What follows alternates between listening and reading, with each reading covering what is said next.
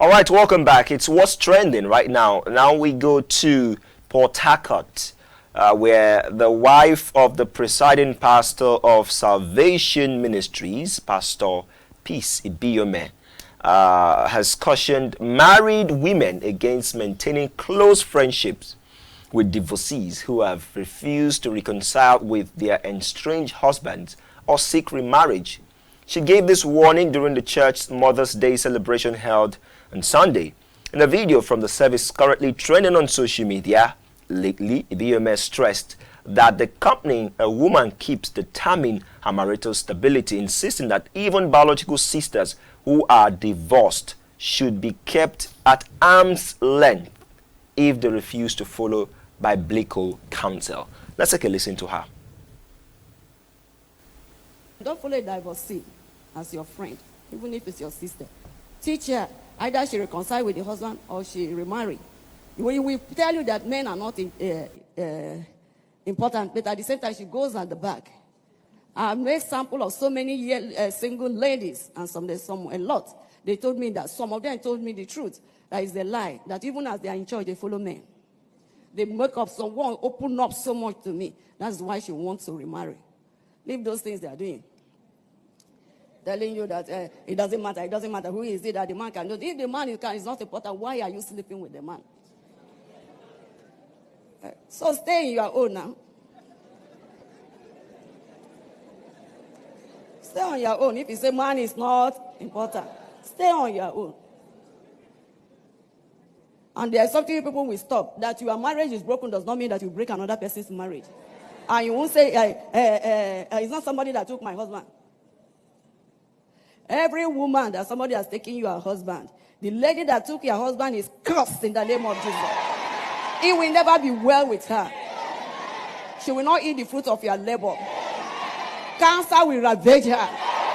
She will die a premature death. She will not live half of her days. The children will be vagabonds.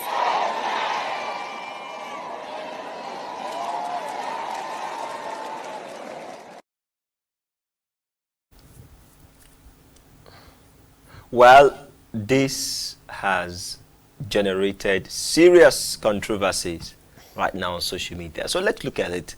She rained curses on, husband snatchers. When you look at the strength of the curse she laid, I mean, it's scary. But your thoughts on what she said? It's a very serious issue. I was expecting Mama to balance it. How about wife snatchers too?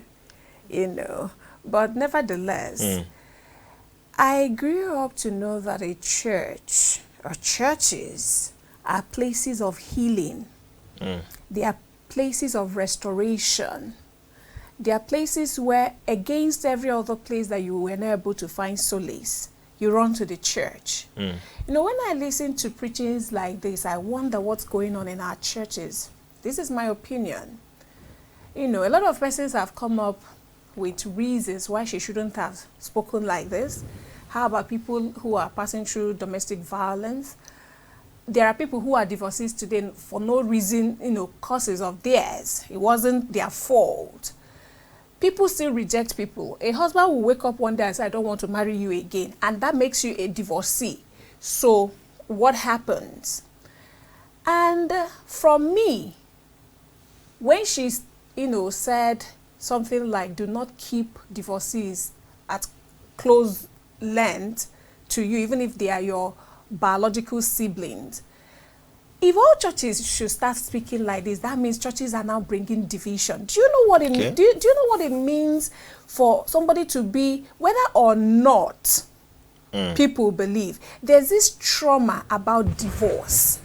Whether you are the cause of it or not, there's this stigmatization that, especially on women, that she's even speaking, and this is coming from a woman. Do you know what society, perceives somebody who got married before and stepped out? They don't care what the cause is, but the thing is, she has married before. Even when you try for people who want to, that this is what happened, it wasn't a fault of mine. She has said her part. You don't judge cases by hearing from one side of the story. Now, thank God human beings are not God. Should God be punishing us the way Mrs. Abiyume was raining that curses. Who is perfect? Who is righteous before God, for crying out loud? And men have taken, when I mean men now, both women and human beings have taken justices into their hands. You are now the one. Meanwhile, the Bible, the same Bible we all are holding, say, please hold it. Do not judge anybody. It is not your duty to judge. Because when you judge people, you as well will be judged. Nobody is righteous. This divorce thing has really all over the world, Africa, Nigeria precisely, whenever divorce is raised, you find out that the way it's taken, especially when it's a woman who is complaining. Osinachi, that people were mentioning, that stayed put. Reverend Dr. Paul Enenche said he never knew she was passing through such a thing. I am not trying to defend him, but Paul Enenche is one person that will not keep his arms, or look away when he perceives that his member is passing through. But I believe Osinachi wanted her marriage to work, wanted to be a good image of a God's woman, a virtuous woman. You are supposed to, no matter what, keep holding on to God. Where did it end her? Permit me to interject and say Go ahead. I don't think that if you want your marriage to last, okay, you want to have a prosperous marriage that, is the envy of everyone, I think the right steps to take is that you learn from the right people. The right people, in my own opinion, are people who have their marriages intact. Tell me the marriage that is intact. Hold on for a moment. Who have their marriages intact. I will not advise somebody who wants her marriage to last long to have a friend or group of friends that are all divorcees. And let me tell you why.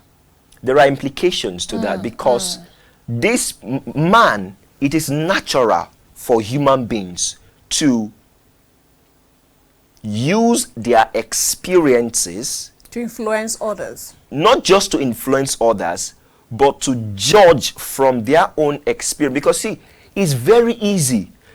We are not omniscient. We are not God that know what is happening and what is going to happen. So it is so natural, it's so easy for someone who has experienced divorce, not once, not twice, not 3 times, to use her own experience or his own experience to judge. It's going to take another level of understanding, another level of maturity to know that, all men are different. Of course. All women are different. So I think where this pastor's wife is coming from is from the position of protect your home, your family.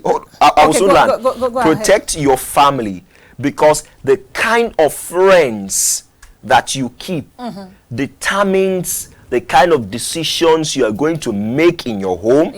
Determines what will happen in your. And there's I don't know if it's a proverb, whatever it is called. They say, "Show me your friend, and I will tell you who you are," because you listen to these people every day. And one of the reasons why there are so many marriages that don't last today is because I think so many people listen to so many wrong things. Yeah. Coming to what I want to start from, the prosperous marriage that you talked about. When you mentioned that, I asked you, show me a prosperous marriage. Of course, every marriage there are challenges, ups but and downs. I will not tell you. Now, I equally agree with you about what somebody listens to. The fact that these are earlobe looks like a womb is because whatever that goes in here, you nurture, like you nurture a fetus in your womb. I agree absolutely. But I expected her to be emphatical in what she's saying. She actually got to the extreme where she said, even your siblings. See, praise. Should your siblings infiltrate your marriage? So you cut off your siblings? No, not cut off. Listen, it's not cut off. It is I see it as protection. So now I want to go back to that you're saying about looking up to people whose marriages are working, learning from them. Yes. So if this your sibling wants to correct or wants to get it right the next time he or she has this outing called marriage, how? Meanwhile, you have put in, there is this barrier or judgment, so to say, even when it's not verbal, unspoken, because you are divorced. I don't want you to... Well, if you see... That is why I said, no, what she's saying, like, I agree with you where you said, all your friends, circle of divorcees, obviously, and you are the only married person, or the only person whose marriage is working, obviously, either you get bored, or influence. So there must be an effect of having them, all of them. You know, recently there are some, you know, social clubs such people create, people whose husbands are widows, widowers, or even divorcees. It doesn't usually paint a good picture because they believe that, I mean, they feel they can press us that we are still, you know, that kind of vibe. Yeah, feminism movement. That kind of vibe. We see them.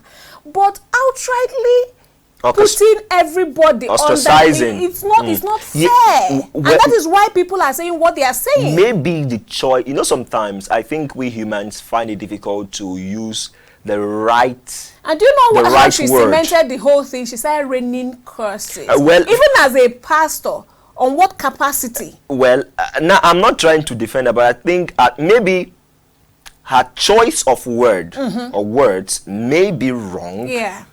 But I think what she's trying to communicate is protection, and you should value your marriage.